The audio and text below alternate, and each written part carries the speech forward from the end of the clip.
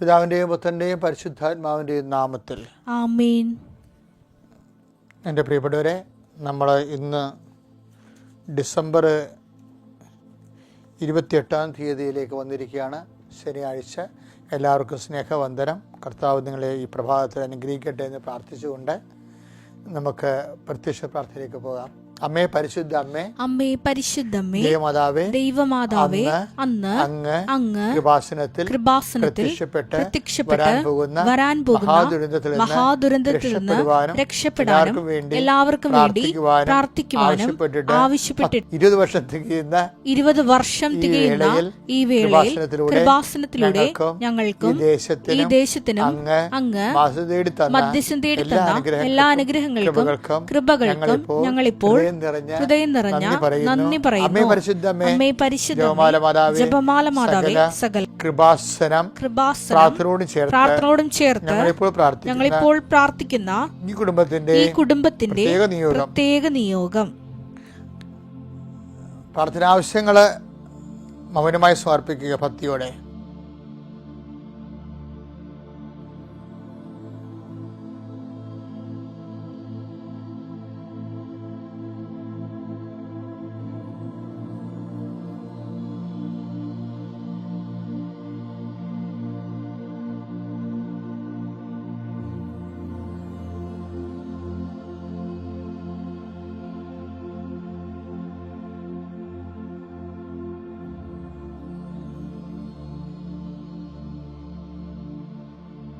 അമ്മയുടെ പ്രത്യക്ഷീകരണത്തിന്റെ ദ്വാദശക വേളയിൽ ഞങ്ങൾക്ക് സാധിച്ചു തരുവാൻ കനിയണമേ. ആമേൻ. വിശ്വാസ പ്രമാണം. സർവശക്തനായ പിതാവും ആകാശത്തിന്റെയും ഭൂമിയുടെയും സൃഷ്ടാവുമായ ദൈവത്തിൽ ഞാൻ വിശ്വസിക്കുന്നു. അവിടുത്തെ ഏകപുത്രനും ഞങ്ങളുടെ കർത്താവുമായ ഈശോ മിശിഹായിലും ഞാൻ വിശ്വസിക്കുന്നു. ഈ പുത്രൻ പരിശുദ്ധാത്മാവിനാൽ ഗർഭസ്ഥനായി കന്യകാമറിയത്തിൽ നിന്ന് പിറന്ന് പൊന്തിയോസ് പീലാത്തോസിന്റെ കാലത്ത് പീഡകൾ സഹിച്ച് കുരിശിൽ തറയ്ക്കപ്പെട്ട് മരിച്ച് അടക്കപ്പെട്ട് പാതാളങ്ങളിൽ ഇറങ്ങി മരിച്ചവരുടെ ഇടയിൽ നിന്ന് 3-ാം നാൾ ഉയർത്ത് സ്വർഗത്തിലേക്ക് എഴുന്നള്ളി സർവശക്തിയുള്ള പിതാവായ ദൈവത്തിന്റെ വലതുഭാഗത്തിരിക്കുന്നു. അവിടെ നിന്ന് ജീവിക്കുന്നവരെയും മരിച്ചവരെയും വിധിക്കുവാൻ വരുമെന്നും ഞാൻ വിശ്വസിക്കുന്നു. പരിശുദ്ധാത്മാവിലും ഞാൻ വിശ്വസിക്കുന്നു. വിശുദ്ധ കത്തോലിക്കാ സഭയിലും പുണ്യവാന്മാരുടെ ഐക്യത്തിലും പാപങ്ങളുടെ മോചനത്തിലും ശരീരത്തിന്റെ ഉയർപ്പിലും നിത്യമായ ജീവിതത്തിലും ഞാൻ വിശ്വസിക്കുന്നു. ആമേൻ. സ്വർഗ്ഗസ്ഥനായ ഞങ്ങളുടെ പിതാവേ, അങ്ങയുടെ നാമം പൂജിതമാകണമേ. അങ്ങയുടെ രാജ്യം വരണമേ. അങ്ങയുടെ തിരുമനസ് സ്വർഗത്തിലെ പോലെ ഭൂമിയിലും ആകണമേ. അന്നു വേണ്ടുന്ന ആഹാരം ഇന്ന് ഞങ്ങൾക്ക് തരണമേ. ഞങ്ങളോട് തെറ്റ് ചെയ്യുന്നവരോട് ഞങ്ങൾ ക്ഷമിക്കുന്നത് പോലെ ഞങ്ങളുടെ തെറ്റുകൾ ഞങ്ങളോടും ക്ഷമിക്കണമേ. ഞങ്ങളെ പ്രലോഭനത്തിൽ ഉൾപ്പെടുത്തരുതേ, തിന്മയിൽ ഞങ്ങൾ രക്ഷിക്കണമേ. ആമേൻ. നന്മ നിറഞ്ഞ മറിയമേ, സ്വസ്തി. കർത്താവ് അങ്ങയുടെ കൂടെ സ്ത്രീകളിൽ അങ്ങ് അനുഗ്രഹിക്കപ്പെട്ടവളാകുന്നു. അങ്ങയുടെ ഉദരത്തിൻ ഫലമായി ഈശോ അനുഗ്രഹിക്കപ്പെട്ടവനാകുന്നു. പരിശുദ്ധ മറിയമേ, തമ്പുരാന്റെ അമ്മേ, പാപികളായ ഞങ്ങൾക്ക് വേണ്ടി ഇപ്പോഴും ഞങ്ങളുടെ മരണസമയത്തും തമ്പുരാനോട് അപേക്ഷിക്കണമേ. ആമേൻ. പ്രിയമുള്ളവരെ, നമ്മൾ അനുദിന അനുഗ്രഹ പ്രാർത്ഥനയിലേക്ക് പോവുകയാണ്. എല്ലാവരും ഭക്തിയോടെ ഈ പ്രഭാതത്തിൻ്റെ അനുഗ്രഹം കർത്താവിൻ്റെ പ്രസാദമായി ഏറ്റുമേടിക്കേണ്ട സമയമാണ്. കർത്താവ്, ഈ പ്രഭാതത്തിൽ നിൻ്റെ പ്രസാദമായി ഞങ്ങൾ ഈ പ്രാർത്ഥനയെ സമർപ്പിക്കുന്നു. കർത്താവ്, ഇങ്ങനെ ഒരു മുഹൂർത്തവും ഇങ്ങനെ ഒരു അങ്ങയെ ഞങ്ങൾ തമ്മിൽ സന്ധിക്കുമ്പോൾ ദൈവത്തിൻ്റെ സാന്നിധ്യം സംരംഭമാക്കുന്ന ഈ സംരംഭത്തിന് നന്ദി പറയുന്നു. കർത്താവ്, ഈ പ്രാർത്ഥനയിൽ സ്ഥിരമായി മുടങ്ങാതെ പങ്കെടുക്കുന്ന എല്ലാവരെയും നീ പ്രത്യേകമായി അഭിഷേകം ചെയ്യണം. കർത്താവ്, ഒരിക്കലും ഈ പ്രാർത്ഥന നഷ്ടപ്പെട്ടു പോകാനോ അത് പോകുന്ന രീതിയിൽ ആധ്യാത്മികമായി ഒരു പിന്തുടർച്ചയില്ലാതെ വരാനോ നീ അനുവദിക്കല്ലേ എന്ന് പ്രാർത്ഥിക്കുന്നു. കർത്താവ്, ഈ ദിവസങ്ങളിലെല്ലാം പ്രത്യേക സങ്കടങ്ങളിൽ ഇരിക്കുന്നവരെയാണ് ഇപ്പോൾ കർത്താവ് കാണിച്ചു തരുന്നത്. മരണമോ വിയോഗമോ കാണാതായ അവസ്ഥകളോ ഉള്ളത് മൂലം വ്യക്തികളോ വസ്തുക്കളോ നഷ്ടപ്പെട്ടതിൻ്റെ പേരിൽ ഭയവും നിരാശയും സങ്കടവും അനുഭവിക്കുന്നവരെ ഇപ്പം കർത്താവ് സ്പർശിക്കുന്നു. കർത്താവ്, നിന്റെ വിശുദ്ധ പൗരോഹിത്യത്തെ മഹത്വപ്പെടുത്തണമേ. കർത്താവ്, സഭയിലുള്ള സാന്നിധ്യം പ്രകടമാക്കണമേ. എൻ്റെ അമ്മയെ, പരിശുദ്ധമേ, ദൈവമാതാവേ, ഈ നിമിഷം മക്കൾക്ക് വേണ്ടി മാധ്യസ്ഥ കൃപാസാൽത്താരെ ജീവനോടെ പ്രത്യക്ഷപ്പെട്ട അമ്മയുടെ മാധ്യസ്ഥതയെ ആശ്രയിച്ചുകൊണ്ട്, വിശ്വസിച്ചുകൊണ്ട്, പ്രത്യാശിച്ചുകൊണ്ട്, സ്നേഹത്തോടെ സുവിശേഷ വര ചെയ്ത് ഉടമ്പടി ജീവിക്കുന്ന എല്ലാവരെയും, ആ ഉടമ്പടി എടുക്കുന്നതിന് ആഗ്രഹിക്കുകയും ഒരു നാൾ കൃപാസനത്തിൽ വരണം, ഉടമ്പടി എടുക്കണമെന്ന് ആഗ്രഹിക്കുന്ന എല്ലാവരെയും നീ ആശീർവദിക്കണമെന്ന് പ്രാർത്ഥിക്കുന്നു. ഉടമ്പടി എടുക്കാത്ത ആരെങ്കിലും ഇപ്പോഴും ഈ പ്രാർത്ഥനയിൽ പങ്കെടുക്കുന്നുണ്ടെങ്കിൽ അവരെ നീ പ്രത്യേകമായിട്ട് കർത്താവെ പ്രത്യേക അഭിഷേകം നൽകി അനുഗ്രഹിക്കണം പ്രാർത്ഥിക്കുന്നു. കർത്താവ് ശരീരം മുഴുവനും പലതരത്തിലുള്ള ചിരങ്ങുകളും ചൊറികളും ഒക്കെ വന്ന് വിഷമിക്കുകയും വെള്ളപ്പാണ്ടുകൾ വരികയും പലതരത്തിലുള്ള തൊലിക്ക് അലർജി ഉണ്ടാകുകയും ചെയ്യുന്ന വ്യക്തികൾ കർത്താവെ കാണിച്ചു തരുന്നുണ്ട്. നീ അത് വിശുദ്ധമായ രക്തത്താൽ കർത്താവ് ദിവ്യലേപനമായ നിന്റെ വിശുദ്ധമായ രക്തത്താൽ അവരെ തളിക്കണമെന്ന് പ്രാർത്ഥിക്കുന്നു. കർത്താവ് കടകമ്പോളങ്ങൾ, വ്യാപാര വ്യവസായങ്ങൾ ഒക്കെ നടത്തുന്നവർ, അതിൻ്റെ അകത്ത് ബിസിനസ്സിൽ കച്ചവടത്തിൽ വരുന്ന പ്രതിസന്ധികളിൽ കച്ചവടത്തിൽ കർത്താവ് വേണ്ടത്ര പണം വരാത്തവരോ പണം കുടുങ്ങിപ്പോയവരോ അതിൻ്റെ ജപ്തി നടപടികളെയോ മറ്റു തരത്തിലുള്ള ബാങ്ക് നിലപാട് നടപടികളെയോ നേരിടുന്നവരെ സംബന്ധിച്ച് പ്രാർത്ഥിക്കുന്നു.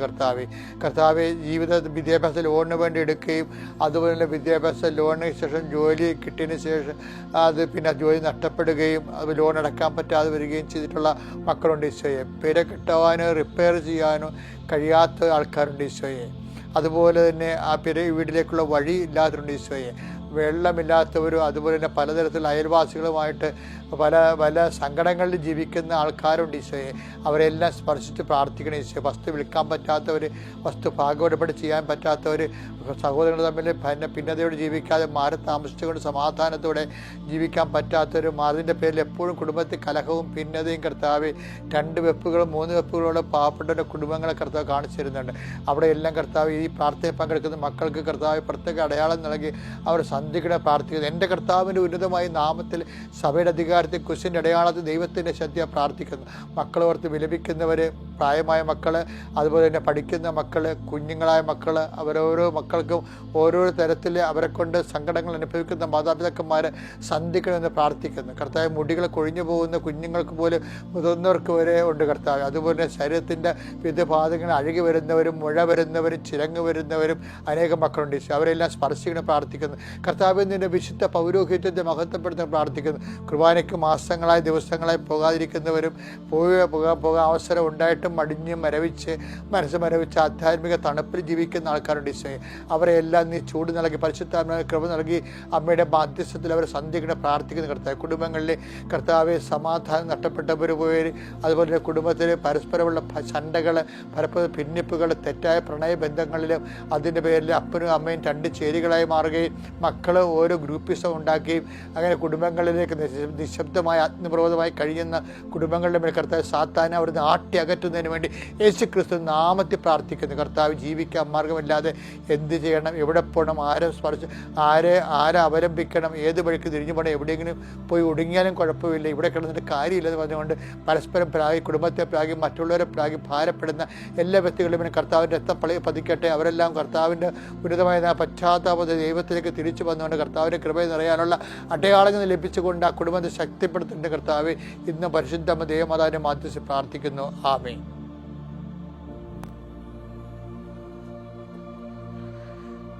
എൻ്റെ പ്രിയപ്പെട്ടവരെ, നമ്മളിന്ന് അനുദിന ഡെയിലി ബ്രെഡിലേക്ക് പോവുകയാണ്. ഇന്ന് ഡെയിലി ബ്രെഡിൽ അതിന് വേണ്ട അപ്പത്തിൽ നമ്മൾ വായിക്കുന്ന വചനം ഉൽപ്പത്തി പുസ്തകം 22:2 നീ സ്നേഹിക്കുന്ന നിന്റെ ഏക മകൻ ഇസ്ഹാക്കിനെയും കൂട്ടിക്കൊണ്ട് മോറിയ ദേശത്തേക്ക് പോവുക. അവിടെ ഞാൻ കാണിച്ചു തരുന്ന മലമുകളിൽ നീ അവനെ എനിക്ക് ഒരു ദഹനബലിയായി അർപ്പിക്കണം. ഇതില് നിങ്ങള് ഇപ്പോഴ് ഞാൻ പറയാൻ ആഗ്രഹിക്കുന്ന നിങ്ങൾ വിചാരിക്കുന്ന കാര്യങ്ങളല്ല പറയാൻ പോണത്. കാര്യം ഇതിനെക്കുറിച്ച് നമ്മൾ ഇതൊക്കെ ഇസഹാക്കിനെ ബലിയർപ്പിക്കുന്നതിന് വേണ്ടി എബ്രാഹത്തിനെ ദൈവം യാത്രയാക്കുന്ന ഭാഗമാണിത് വായിച്ചത്. പക്ഷെ ഇവിടെ എന്നെ സ്പർശിച്ചത്, ഞാൻ ഈ കഴിഞ്ഞ ദിവസങ്ങളിൽ ഈ ബുദ്ധത്തിൻ്റെ ഇടയ്ക്ക് ഇസ്രയേലിൽ ധ്യാനിപ്പിക്കാൻ പോയായിരുന്നു. കഴിഞ്ഞ ദിവസങ്ങളിൽ ഹൂതികളുടെ മിസൈൽ വീണ ജോപ്പായിലാണ് ഞാൻ കഴിഞ്ഞ മാസം താമസിച്ചത്. അവിടെ ധ്യാനം ഉണ്ടായിരുന്നു. അതുപോലെ തന്നെ ടെൽ-അവീവിൽ ധ്യാനം ഉണ്ടായിരുന്നു, ജെറുസലേമിൽ ധ്യാനം ഉണ്ടായിരുന്നു. അപ്പോൾ നമ്മൾ ജെറുസലേമിൽ ഈ മൗണ്ട് ഇപ്പോൾ പറയുന്ന ഈ മോറിയാമല എന്ന് പറയുന്ന സംഭവം, അതായത് ടെമ്പിൾ മൗണ്ടാണ്. ടെമ്പിൾ മൗണ്ടിൽ നമ്മൾ നിൽക്കുകയാണെങ്കിൽ നമ്മൾ ചുറ്റും നോക്കിയാൽ അടുത്ത അകലെയുമായിട്ട് 7 മലകളെ കാണാം. അതിൻ്റെ അകത്ത് മൗണ്ട് ഒലിവുണ്ട്, അതുപോലെ തന്നെ സിയോൻ മലയുണ്ട്. അപ്പം ഇങ്ങനെ 7 മലകൾ ഉണ്ടെങ്കിലും ദൈവം പറയണത് ഞാൻ കാണിച്ചു തരുന്ന മലയെന്നാണ് പറയണത്. ആ ഞാൻ കാണിച്ചു തരുന്ന മല എന്ന് പറയുമ്പോൾ ദൈവത്തിന് എല്ലാ വിഷയങ്ങൾക്കും, ഇപ്പം മകനെ ബലിയർപ്പിക്കാനാണ്, അതിന് പോലും ആ മലയെ തിരഞ്ഞെടുക്കാൻ പോലും എബ്രഹാത്തിന് ഓപ്ഷൻ ഇല്ല. അതാ എൻ്റെ രസം. ചില മാറ്റാൻ പറ്റാത്ത തിന്മകളെ ദൈവം ഹിതപ്രകാരമുള്ളതാണെന്ന് നമ്മൾ മനസ്സിലാക്കിയാൽ അത് അക്സെപ്റ്റ് ചെയ്യാനും അതുവഴി ദൈവത്തെ മഹത്വപ്പെടുത്താനും സമർപ്പിതരാകാനും സാധിക്കുന്നതനുസരിച്ച് കൊണ്ട് കൃപ നമ്മൾ അർത്ഥിക്കുകയും ചെയ്യും. നിത്യജീവന് വേണ്ടി സ്വരുക്കൂട്ടിയിരിക്കുന്ന ഒരു ഈടുവെപ്പുകളും സ്ഥിര നിക്ഷേപവുമാണ് സ്ഥാപനമായി വരുന്ന എല്ലാ സകല സാഹചര്യങ്ങളും.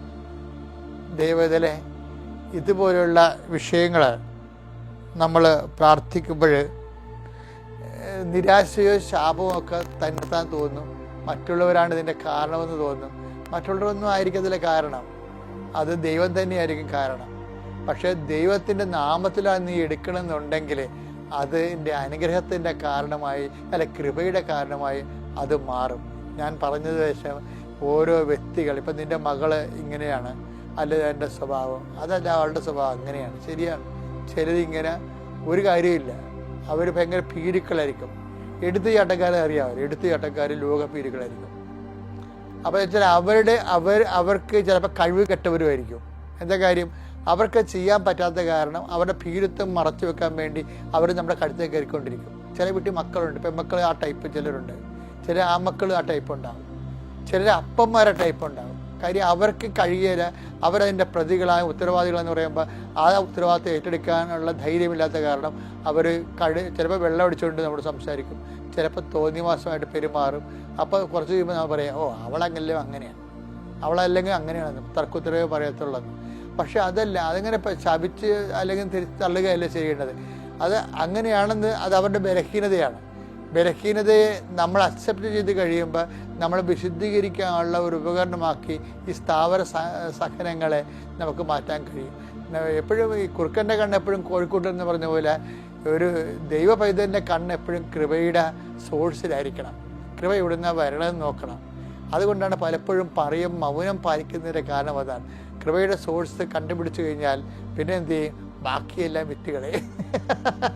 കർത്താവ് തന്നെ പറഞ്ഞത്, നീ ഒരിക്കലും ഒരു നിധി കണ്ടെത്തി കഴിഞ്ഞാൽ ബാക്കിയുള്ളതെല്ലാം വിറ്റുകളെ. Take the word of God. Mathayi 13:44. Mathayi 13:44. സ്വർഗരാജ്യം വയലിൽ ഒളിച്ചു വെച്ചിരിക്കുന്ന നിധിക്ക് തുല്യം. അത് കണ്ടെത്തുന്നവൻ അത് മറച്ചു വെക്കുകയും സന്തോഷത്തോടെ പോയി തനിക്കുള്ളതെല്ലാം വിറ്റ് ആ വയൽ വാങ്ങുകയും ചെയ്യുന്നു. ഇത് മനസ്സിലായില്ലേ? അതായത് ഇതുപോലെ സ്ഥാവര സഹനം അങ്ങനെ മാറ്റാൻ പറ്റാത്ത ഇമ്മൂവബിൾ ആയിട്ടുള്ള ഇതുപോലെ സഫറിങ് പോയിന്റുകൾ, സഫറിങ് പേഴ്സൺസ്, അത് എന്ത് ചെയ്യും? അതൊരു നിധിയാണ്. എന്താണ്? ദൈവരാജ്യത്തിലേക്കും കൃപയിലേക്കും നമ്മളെ കൊണ്ടുവരുന്ന നിധിയാണ്. അത് കണ്ടെത്തി കഴിഞ്ഞാൽ എന്ത് ചെയ്യും? അത് മറച്ചു വെക്കും. എന്ന് വെച്ച് കഴിഞ്ഞാൽ അത് വലിയ ആനക്കാര്യമായിട്ട് കൊട്ടിഘോഷിക്കത്തില്ല. മറ്റുള്ളവർ എൻ്റെ മകൾ അങ്ങനെ ചെയ്തു, എൻ്റെ മരുമകൾ ഇങ്ങനെ ചെയ്തു, എൻ്റെ അയൽവാസി ഇങ്ങനെ ചെയ്തു, എൻ്റെ ഭർത്താവ് അങ്ങനെ ചെയ്തു, അത് നമ്മൾ മറ്റുള്ളവരിൽ ഇത് മറച്ചു വെക്കും. അത് ആരോടും പറയത്തില്ല. കാര്യം എന്താണ്? അതിൻ്റെ കാരണം ഞാൻ കുടിക്കേണ്ട പാനപാത്രം നീ കുടിക്കേണ്ടതല്ലോ എന്നാണ് ഈശോ പറഞ്ഞിട്ടില്ലേ? ഞാൻ കുടിക്കേണ്ട പാനപാത്രം ഞാൻ തന്നെ കുടിക്കേണ്ടതെന്ന്. Take the word of God. Yohannan 18:11. Yohannan 18:11. Yesu പത്രോസിനോട് പറഞ്ഞു, വാൾ ഉറയിലിടുക. പിതാവ് എനിക്ക് നൽകിയ പാനപാത്രം ഞാൻ കുടിക്കേണ്ടയോ? അതാണ്, ഞാൻ തന്നെയാണ് കുടിക്കേണ്ടത്, വേറെ ആരും കുടിച്ചിട്ട് കാര്യമില്ല. അതായത് എപ്പോഴും നമുക്കറിയാമല്ലോ, വളരെ നിശബ്ദതയിലാണ് ശരിക്കും പറഞ്ഞാൽ കൃപ രൂപപ്പെട്ടു വരണത്. അത് മറച്ചു വെക്കണമെന്നാണ് കർത്താവ് പറയണത്. ഒരു നിധി കണ്ടെത്തിയാൽ മറച്ചു വെക്കണം, മറ്റുള്ളവരോട് പറയരുത്. എന്താ കാര്യം? അത് നിനക്ക് വേണ്ടി ദൈവം കൽപ്പിച്ച കൃപയുടെ സ്രോതസ്സാണ്. മറ്റുള്ളവർ ആ കുടുംബത്തിൻ്റെ ഉത്തരവാദിത്തം ഏറ്റെടുത്തുകൊണ്ട് കുരിശിനെ കൃപയാക്കാനുള്ള നിധി കണ്ടെത്തി കഴിഞ്ഞാൽ ചില സമയത്ത് നമ്മൾ ഉറക്കാൻ പോകും. ചില സമയത്ത് നമുക്ക് ഭക്ഷണം കഴിക്കാൻ പറ്റത്തില്ല. അതൊക്കെ വിൽക്കുകയാണ് നമ്മളെ. ബാക്കിയുള്ളതെല്ലാം വിറ്റ് അത് വാങ്ങുകയാണ് നമ്മൾ. ബാക്കിയുള്ളതെല്ലാം വിറ്റ് അത് ആ വയൽ വാങ്ങുകയാണ്. ഇത് എന്നിട്ട് കർത്താവിൻ്റെ മുട്ട് നീക്കണം. കർത്താവേ, നീ പറഞ്ഞ അനുസരിച്ച് എൻ്റെ ഉറക്കം വിറ്റിട്ടുണ്ട്, ഇന്നലെ നീ പറഞ്ഞ അനുസരിച്ചുകൊണ്ട് എനിക്ക് സമയത്ത് ഭക്ഷണം കഴിക്കാൻ പറ്റിയില്ല, അതെല്ലാം എൻ്റെ അപ്പനെ നോക്കാൻ വേണ്ടി എടുത്തതാണ്, അതെല്ലാം നിന്റെ നാമത്തിൽ വെക്കുകയാണ്, ആ നിധിയായിട്ട് ഞാൻ കരുതുന്നു, അത് ആ കുരിശിനെ നീ കൃപയായിട്ട് എനിക്ക് നൽകണം. നിത്യത എനിക്ക് നിൻ്റെ കൂടെ അർത്ഥപാടി ഉല്ലസിക്കാനുള്ള ഒരു കാലത്തേക്ക് ഞാൻ നിനക്ക് വേണ്ടി കാത്തിരുത്ത് ഞാൻ ഒരു സ്ഥിര നിക്ഷേപമായിട്ട് സമർപ്പിക്കണമെന്ന് പറയണം. ഞാൻ പറഞ്ഞു വരുന്നതിൻ്റെ കാര്യം, ഓരോ കാര്യങ്ങൾക്കും ദൈവത്തിൻ്റെ കൃപയുടെ കൈവപ്പുണ്ട്. അത് അവകാശമാക്കാൻ വേണ്ടി തന്നിരിക്കുന്ന ദൈവ സംവിധാനങ്ങളുണ്ട്. ചിലത് മറച്ചു വെക്കണം, ചില കാര്യങ്ങളെക്കുറിച്ച് നമ്മൾ ചിലത് വിൽക്കണം, ചിലത് വാങ്ങിക്കാൻ വേണ്ടി ചിലത് വിൽക്കേണ്ടി വരും. എല്ലാം കൃപയ്ക്ക് വേണ്ടി നിത്യതയ്ക്ക് വേണ്ടിയാണ്. Praise the Lord.